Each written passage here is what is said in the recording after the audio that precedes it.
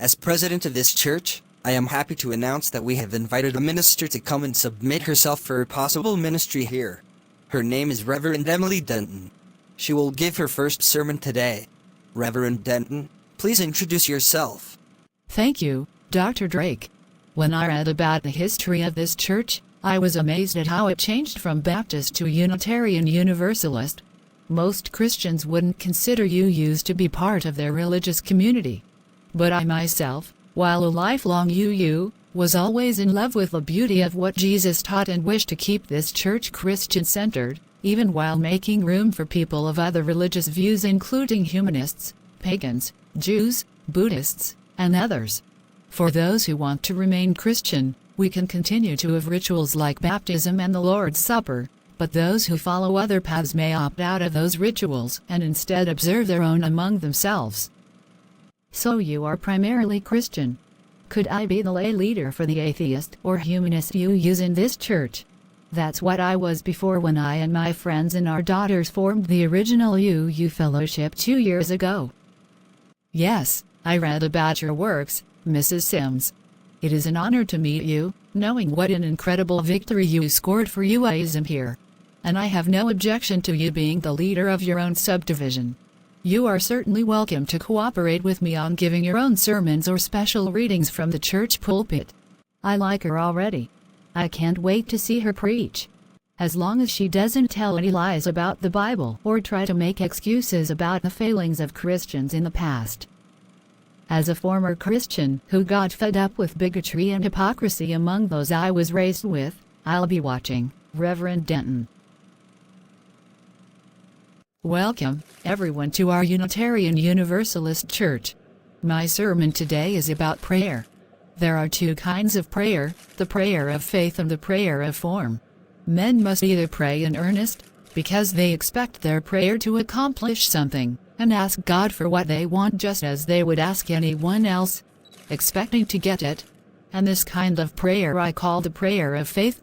Or they must pray as a matter of propriety, and from a sense of duty, because prayer is beautiful, or because prayer is commanded. And this kind of prayer I call the prayer of form. Now when people get to praying as a form, a proper, beautiful, excellent form though it be, they will soon leave off praying at all. A certain insincerity is felt in such a work. We cannot go on with it. To speak to God, and ask Him to give us this and that, when we all the time believe that we shall get it not a whit the sooner for asking, but merely shall put ourselves into a better frame of mind, is not sincere. It is not truthful, and honest men cannot do it, nor pretend to do it. Little children pray the prayer of faith. They ask God to give them toys and playthings, and they bring their little wants and notions up in their prayers very artlessly and honestly. We smile, and sigh that we cannot pray so too. By and by they grow too wise to continue the childish prayer, and, like us, leave off prayer wholly. Our ancestors prayed the prayer of faith. When the wind howled around their lowly huts, and the storm rushed darkly from the forests. When the fierce Pequot and the savage Philip with his wild tribes of Indians lurked in every shaded dell of this fair New England. When the crops failed and they were about to starve. Then they wrestled with God in prayer. They labored as men labor in plowing a field, till in their agony of supplication they fainted. And when the help came, and the full-freighted ship sailed up the bay with its white sails spread wide like some broad-winged bird, then they believed most surely that God sent her in answer to their prayer, and no skeptic among them all asked concerning the time when she sailed from port.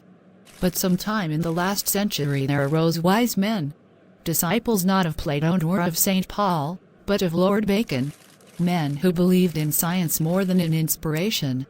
And they could not pray any longer the prayer of faith. They studied the laws of nature. They reasoned by induction from effect to cause. They were experimental philosophers. Bishop Berkeley called them in his Vexation Minute philosophers. But they were good Christian men, and had not the least intention of denying what was in the Bible. The Bible said, "Pray," and they said, "Pray." Moreover, they had learned to pray at their mother's knee, and felt the happiness of communing with God, and did not wish to leave off prayer. So they said, "Pray." Not that prayer will give you anything you could not have had without it. But it will do you good. It will give you submission to God's will, patience, devout habits, and so forth. Pray, by all means, for spiritual things, for God will give you those readily in answer to prayer. But above all, pray without ceasing. That is, be in a spirit of prayer always. Christ uses oriental figures of speech. He must not be taken too literally when he says, "Believe that ye shall receive it, and ye shall have it." God gives or withholds according to wise providential laws, and not according to our prayers.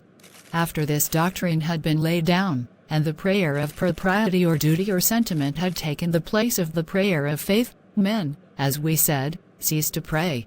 They could not continue using solemn words to which they attached no real importance. "No," said they, "to work is to pray. Do your duty. That is the effectual prayer of the righteous man.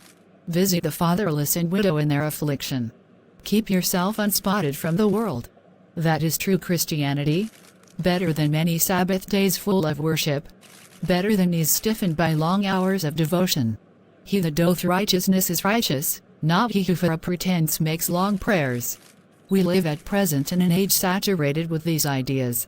We live in an age turned wholly outward. An age of science, of steam, of rails, and of telegraphs. An age of cheap postage, and of all sorts of devices to make our outward life comfortable and joyous. Many run to and fro, and knowledge is increased.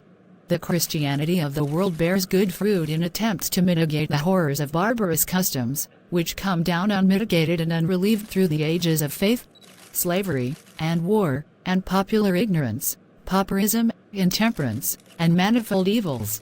Strong, wise, and good men do not now go on their knees and wrestle all night with God in prayer, but they sit up all night by their study table, and marshal hosts of facts into such shape as shall convince mankind what a mountain of ill they labor under, and how they shall throw them off. Good men of today, the saints of our day, do not dream dreams, see visions, commune with angels, they are caught up into no third, nor even second heaven. But they visit prisons and penitentiaries, they establish hospitals for the blind, deaf, lame, dumb, and insane, they labor to elevate public instruction, they struggle to make the laws more equitable. And for all these labors, let us be thankful to God, for in them is surely to be found the Christian seed. They are Christ-like works. I don't really like all the Christian references, but since this church was Christian before, I guess we can tolerate this. It's either this or the church members not only reject Reverend Denton, but this church's membership in the Unitarian Universalist Association. We told them they could remain Christian, so they would expect Christian-oriented topics like what we just heard. Debbie, you were at this church when Reverend Owen preached here. Did Reverend Denton sound like him? Nope. Owen came across as arrogant and holier than thou, like Christians had a duty to conquer all others. That sermon by Reverend Denton was much more thoughtful and honest. I actually learned something from it. I want her to stay with us. Thank you, Reverend Denton. At this time, we will consult among ourselves and take a vote on whether you will be hired to serve as our minister.